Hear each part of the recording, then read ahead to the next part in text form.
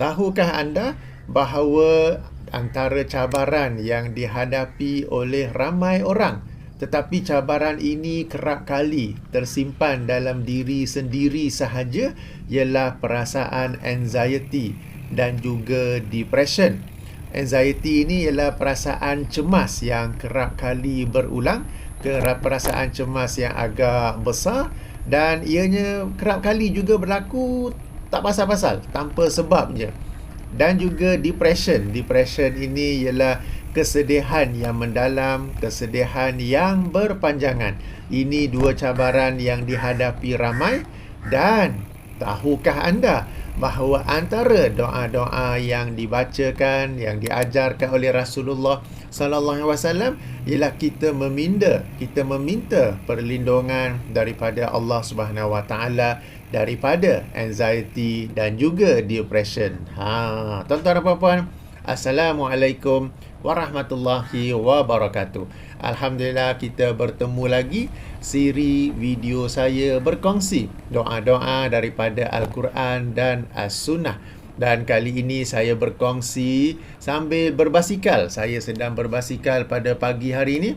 Daripada basikal termenung-termenung saja, saya ingin berkongsikan salah satu lagi doa daripada Rasulullah sallallahu alaihi wasallam. Doa ini daripada Sahih Al-Bukhari nombor 6369. Di sini saya yakin ada di kalangan para penonton yang tertanya-tanya, bila nak share doa tu letaklah teks Arab doa dekat skrin. Apa pula tunjuk gambar sedang berbasikal? Mana doanya tu? Tuan-tuan dan puan-puan, sengaja saya ni, baik dalam video ini ataupun dalam video-video yang lain, saya tidak meletakkan teks Arab doa itu dalam skrin supaya saya mahu tuan-tuan dan puan-puan sendiri yang rajin mencari doa tersebut dan kemudian membacanya. Okey, saya dah tunjukkan doa, saya dah jelaskan doa, lafaz doa itu cari. Nombor hadis bagi doa tersebut pun saya dah bagi tahu, kitabnya pun di mana saya dah bagi tahu. Cuma teksnya tu saya nak tuan-tuan dan puan-puan je, ayuh kita biasakan diri buka kitab hadis, Sahih Bukhari, Sahih Muslim. Dan sekarang ni tak payah beli kitab yang fizikal sebab ianya mahal, berjilid-jilid. Sudah pun ada aplikasi yang boleh kita gunakan untuk Android dan iOS. Ayuh kita upgrade diri kita daripada sebelum ni biasa-biasa saja. Kita ni dalam kehidupan sentiasa upgrade. Dan antara upgrade tu bukan saja dalam hal-hal dunia, tetapi kita juga upgrade dalam hal agama. Jangan dalam phone kita ni macam-macam ada. Aplikasi Quran tak ada, aplikasi hadis tak ada, aplikasi tafsir tak ada. Jangan begitu ya. Telefon pintar ini, smartphone ini, jika kita gunakan dengan baik, dengan betul, dapat menjadi salah satu sarana untuk kita beramal soleh. Moga-moga kita mendapat ganjarannya daripada Allah Subhanahu wa taala.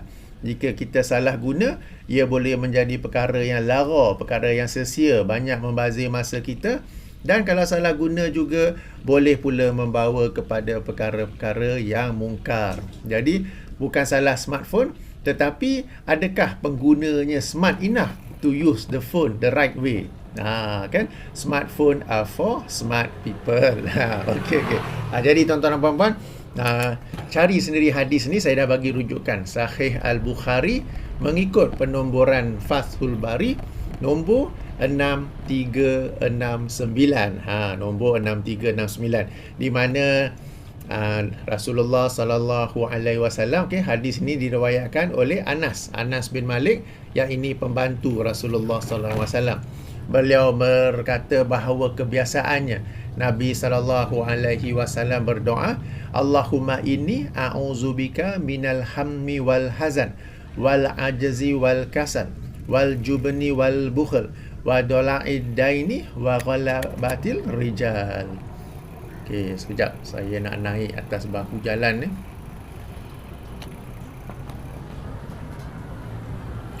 Okey, berjaya. Maknanya saya naik tanpa mengayuh, kaki tak sentuh tanah ya. Ada tekniknya juga tu. Jangan tergulik pula. Banyak kereta tu tengok siapa tergulik tu. Okey. Jadi Rasulullah sallallahu alaihi wasallam meminta perlindungan daripada 8 perkara dalam doa ini ya. Allahumma inni a'udzubika Ya Allah, aku memohon, sesungguhnya aku memohon kepada engkau daripada Al-Hammi. Al-Hammi ni kalau terjemahan biasa cemas.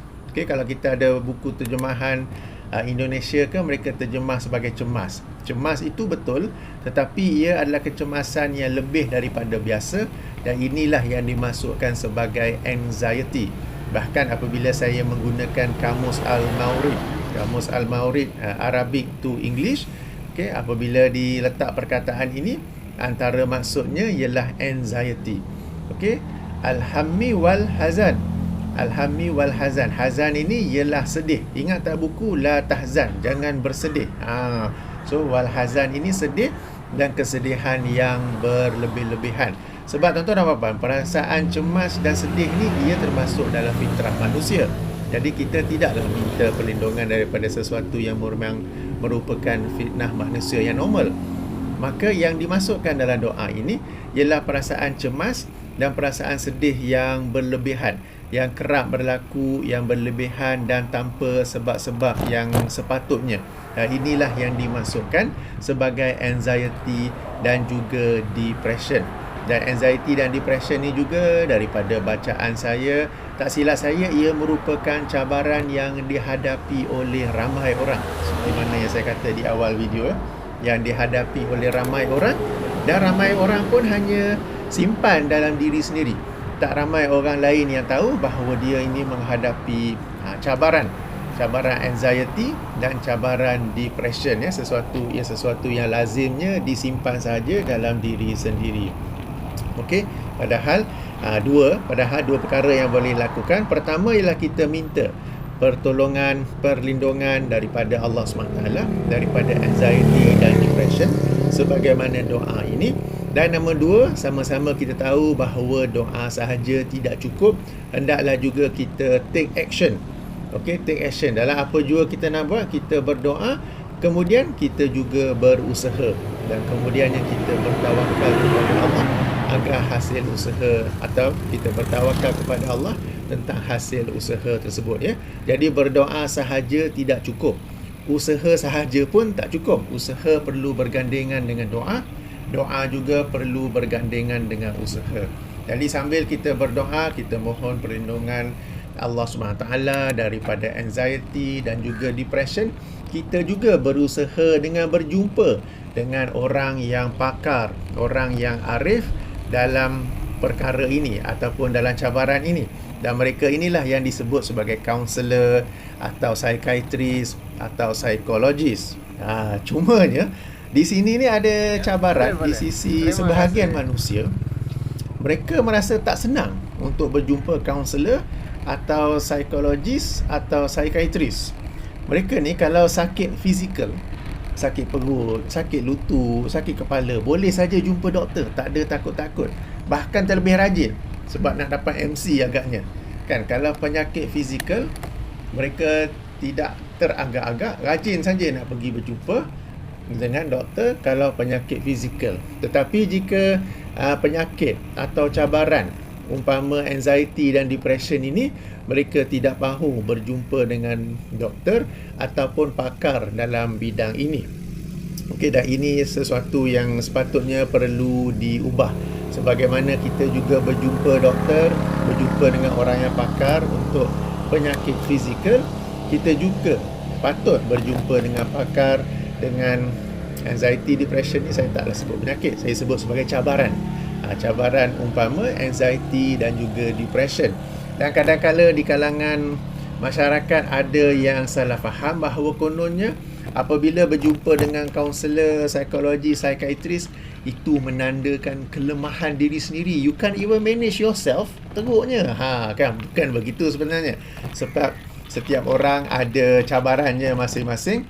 Dan kita berjumpa dengan orang yang pakar yang moga-moga dengan izin Allah dapat membantu kita. Jadi sebagaimana apabila sakit fizikal kita berjumpa dengan doktor, demikian juga apabila kita menghadapi cabaran umpama anxiety dan juga depression, kita juga berjumpa dengan mereka yang pakar dalam bidang ini, ya. Dan itu bukanlah satu kelemahan.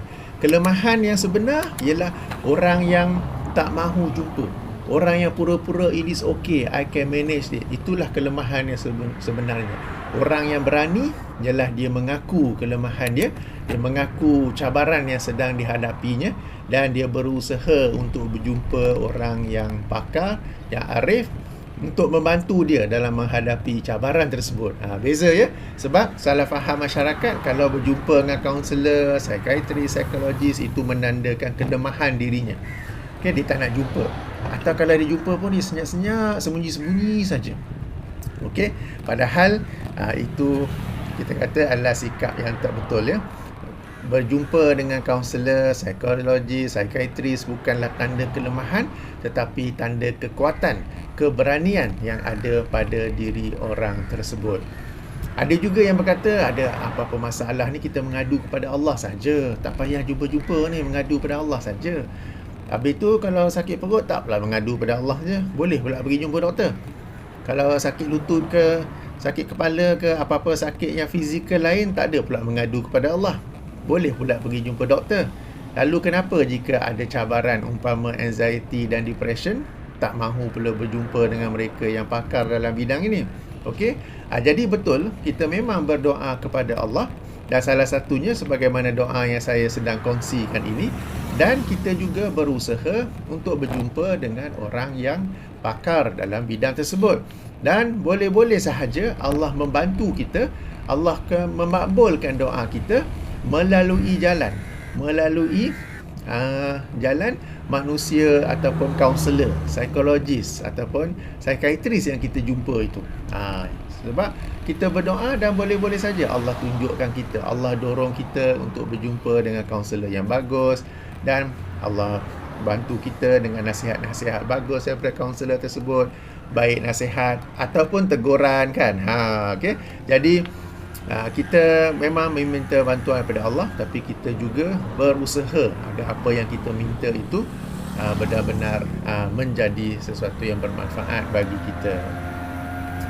Ada juga yang berkata kalau jumpa kaunselor ni nanti membuka aib, dan membuka aib ni adalah sesuatu yang dilarang.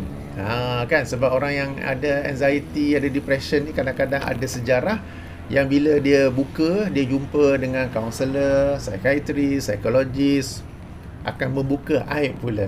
Okey. Yang membuka aib, yang dilarang dalam Islam ialah membuka aib tanpa apa-apa tujuan, dan aib itu pula dibuka kepada orang ramai atau kepada sesiapa yang tak tahu pun, tak tahu nak membantu dan tak tahu nak menjaga mulut. Pergi buka cerita kat kawan office lah, pergi buka cerita kat jiran lah, pergi buka cerita kat itu. Itu tu yang salah. Tetapi jika berjumpa dengan orang yang diyakini dapat membantu, dan dia pula ada ethics, ada etika untuk menyimpan rahsia, apa yang anda bincang dengan dia tidak keluar daripada bilik perbincangan tersebut, maka ia adalah sesuatu yang dibolehkan, bahkan dianjurkan untuk dalam rangka kita cuba menangani cabaran anxiety dan depression tersebut. Demikian juga kalau kita ada penyakit fizikal pun kan, kita berjumpa doktor itu pun sepatutnya pun merahsiakan juga, tak adalah dia pergi cerita pada media sosial pula kan. Dan tentang membuka aib ni, jika ada sesuatu manfaat, sama-sama kita maklum tentang sebuah kisah ya, dalam hadis riwayat sahih Muslim daripada Hindun binti Utbah, isteri Abu Sufyan, yang datang berjumpa Rasulullah SAW dan mengadu tentang suaminya yang kedekut dan tidak memberi nafkah yang cukup untuk dirinya dan anak-anaknya, melainkan dia terpaksa sembunyi-sembunyi ambil duit. Maknanya dia ambil duit suami dia, Hindun ni ambil duit suami dia tanpa pengetahuannya. Lalu dia bertanya kepada Rasulullah, apakah perbuatan aku itu salah?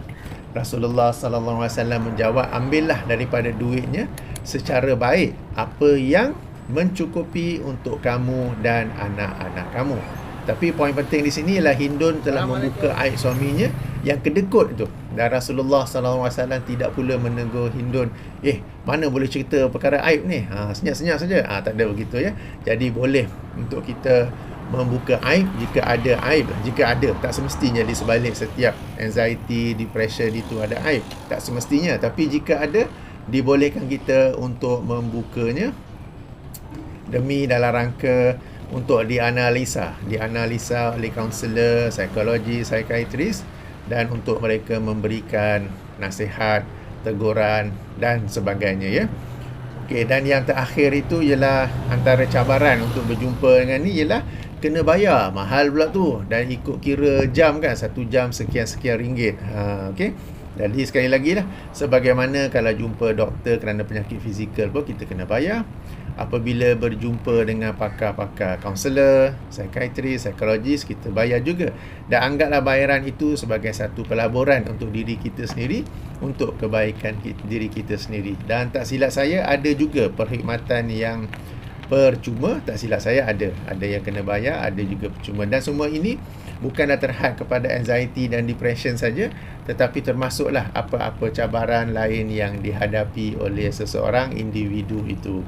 Jadi beranikanlah diri untuk berjumpa dengan mereka yang pakar, mereka yang arif di dalam ni. Mereka memang belajar, mereka memang dilatih dalam bidang ini, dan mereka memang ada pengalaman dalam bidang ini, ya. Okay, jadi itu dua perkara pertama yang diminta perlindungan oleh Rasulullah SAW, yang ini anxiety dan juga depression.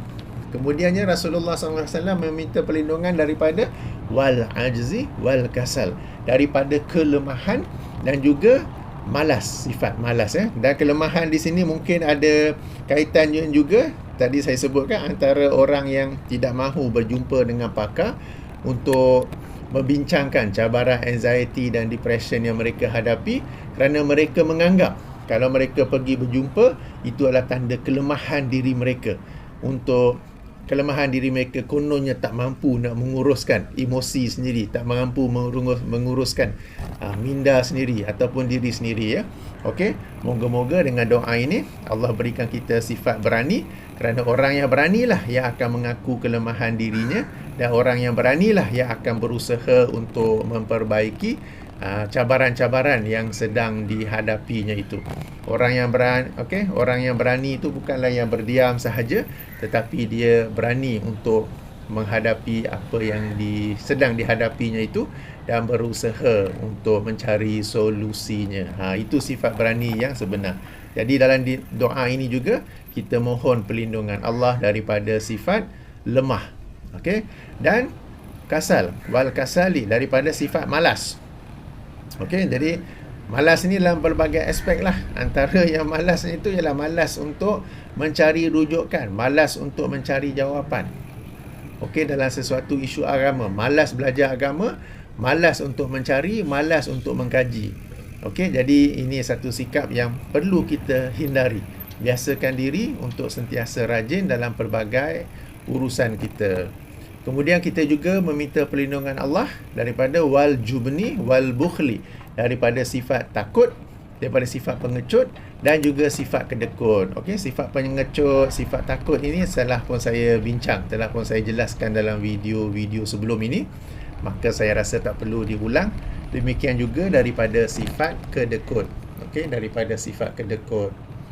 Seterusnya Rasulullah SAW minta perlindungan daripada wadolaidaini, daripada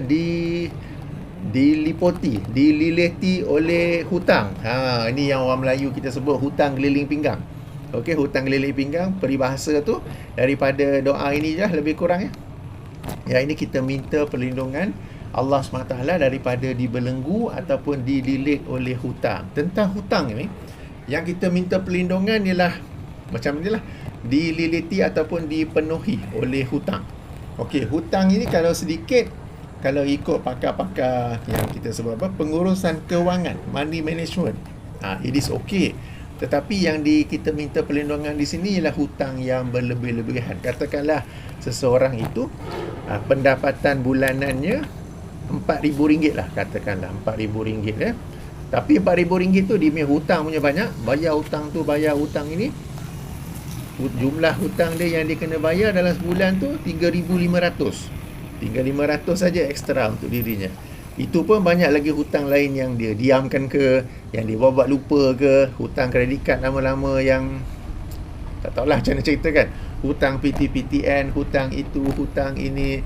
Jadi tuan-tuan dan puan-puan, dalam para perancang kewangan, money management, pengurus kewangan ke, mereka ada memberi cadangan, ya, dan saya sendiri pun memberi cadangan agar Duit yang kita dapat tu kita bahagikan. Ada yang kita bahagikan untuk sedekah, ada yang kita bahagikan untuk simpanan, ada yang untuk pelaburan. Jangan semua untuk pelaburan, sebab pelaburan ni boleh untung bagus, tapi juga boleh rugi kan. Ada yang untuk belanja harian dan ada yang untuk hutang. Kata sebagai contoh, kalau kita nak beli rumah misalnya, rumah itu mahal, jadi tak nak terpaksa lah hutang. Nak beli kereta misalnya, perlu ke beli kereta baru? Boleh beli kereta second hand kan. Dan kereta second hand terpakai tu harganya lebih rendah, dan banyak saja di luar sana yang masih dalam keadaan yang bagus. Meskipun kita terpaksa berhutang, tapi tak payah hutang banyak. Tapi orang kita tak nak kan, dia nak kereta baru. Nak kereta baru. Dan jenama Malaysia tak mau, tak main. Beli jenama daripada luar negeri, daripada Jepun ke, daripada Eropah ke, dan berhutang lah. Hutang beli kereta apa sekarang ni? 9 tahun. Hutang 9 tahun. Tapi pakai kereta 2-3 tahun dah gatal lah tukar. Hutangnya 9 tahun. Tu bila nak jual kereta tu, tengok, alamak, hutang jual kereta ni dapat sekian-sekian, tapi hutang di bank lagi banyak. Tak apa, tu buatlah ini, buat itu, jual kereta, bayar hutang, lepas tu hutang di atas hutang. Kan, nak berlabur, nak buat pelaburan pun berhutang untuk buat pelaburan, kemudian rugi pula tu. Jadi hutang ini banyak yang menghadapi masalahnya, dan nampaknya ini sesuatu yang diketahui oleh Rasulullah SAW. Sebab itulah baginda meminta perlindungan Allah daripada lilitan hutang. Jadi bukan semata-mata hutang, tetapi hutang yang kita kata apa tadi, keliling pinggang. Tu yang saya kata daripada awal tadi, doa ini bukan semata-mata cemas, bukan semata-mata sedih, sebab itu termasuk dalam fitrah manusia. Tetapi kecemasan, kesedihan yang berlebihan, yang mendalam dan berpanjangan. Demikian juga dengan hutang, bukan semata-mata hutang. Hutang yang sedikit itu tak mengapa, tapi ini hutang yang dikelilingi, ataupun hutang keliling pinggang. Hutang kad kredit, hutang bank itu, hutang bank ini, beli itu pakai installment, beli ini pakai installment. Dan hidup dia tak tenang sebab banyak sangat hutang. Dan ada pula yang terpaksa melarikan diri daripada hutang. Sesiapa yang banyak hutang ni, dia tahulah cabaran yang dihadapinya tu. Maka melalui doa ini, Rasulullah SAW mengajar kita untuk meminta perlindungan Allah SWT daripada hutang yang berlebih-lebihan. Hutang yang sedikit, yang mungkin 1/4 sahaja daripada your total income. Dalam sebulan dapat 4,000, hutang anda hanya 1,000 saja. Boleh ke macam tu? Yang itu tu, yang okey tu. Jangan income sebulan 4,000, pendapatan sebulan 4,000, hutangnya 3,500. Macam mana tu? Kan bila ada berlaku emergency ke apa ke, duit simpanan tak ada. Pelaburan untuk hari tua tak ada. Okey, sedekah tu nak bagi mak bapak pun tak ada. Okey, jadi tentang pengurusan kewangan ni adalah satu yang macam Robert Kiyosaki berkata, sesuatu yang patutnya diajar di sekolah, tentang money management, financial planning, sesuatu yang memang sepatutnya diajar di sekolah, tapi sayangnya tak diajar, dan ramai orang yang akhirnya belajar melalui pengalaman pahit tentang financial planning, financial management ini. Okey, dan seterusnya ialah minta perlindungan daripada ghalibatil rijali, dan daripada dikuasai oleh orang lain. Maksudnya di sini ialah ditindas ataupun dizalimi. Kita ni kerja dapat bos yang asyik dia kenakan kita saja. Semua kerja kita kena buat. Ataupun orang-orang lain asyik dia bully kita saja. Kita ni pula macam tak berani nak lawan balik, tak berani to stand up for your right, kan. Ini yang dimasukkan wa ghalibatir rijali, dikuasai atau didominasi oleh orang lain dengan cara yang salah. Jadi kita juga minta perlindungan Allah SWT daripada perkara ini.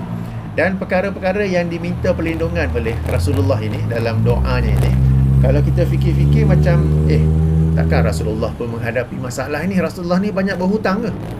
Rasulullah ini juga dikuasai, didominasi oleh orang lain ke? Rasulullah ni pun wal jubni wal bukhul, baginda pun penakut dan juga orang kedekut ke? Tidak ya. Sebenarnya dua perkara. Pertama, meskipun kita tak ada sifat-sifat ini, tetapi kita tetap juga berdoa agar ia tidak berlaku tanpa kita sedari. Itu yang pertama. Dan yang kedua, apabila Rasulullah SAW membaca doa ini, ia lebih kepada untuk mengajar kepada umatnya. Okey, memberi contoh kepada umatnya tentang doa yang bagus. Okey, jadi jangan tunggu anda ada masalah baru doa.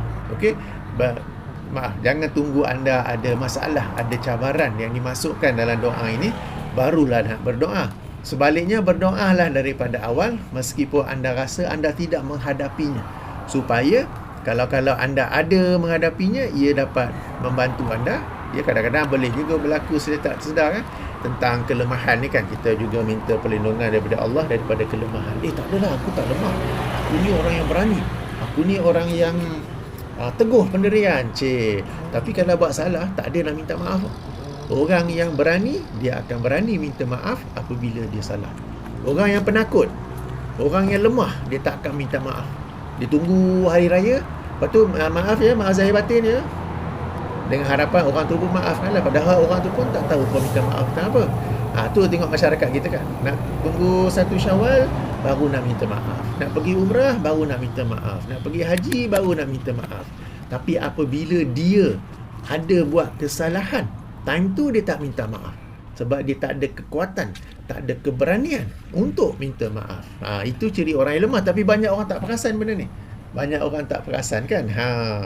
Jadi tentang satu lagi, sifat malas. Yang ni pun ramai tak, aku rajin ni, aku rajin, hari-hari aku pergi office, tak ada malas-malas pun. Ya ke? Dalam satu hidup kau tu, kau buat satu benda je, tak boleh nak buat benda lain, tak ada pun nak buat benda additional. Ada kau buat sesuatu untuk agama, ada kau buat sesuatu untuk bangsa kamu, untuk manusia, tak ada pun kan. Malas lah juga tu. Kau buat hanya satu saja, asalkan cukup syarat dalam hidup. Okey, maaf ya, laser pula dah. Okey, jadi kita berdoa dengan doa ini, meskipun kita rasa kita tidak pun berada dalam cabaran-cabaran yang disebut dalam doa ini, kita tetap minta perlindungan daripada Allah Subhanahu Wa Taala. Jadi ayuh tuan-tuan dan puan, kita lazimkan diri membaca doa ini. Sahih Al-Bukhari nombor 6369. Okey, sehingga sini saja dahulu. Subhanakallahumma wa bihamdika, asyhadu an la ilaha illa anta, astaghfiruka wa atubu ilaika. Assalamualaikum warahmatullahi wabarakatuh. Okey, kebetulan bateri kamera saya pun dah nak habis, kena stop dan berhenti. Okey, ada kerusi di sini. Alright, boleh berhenti.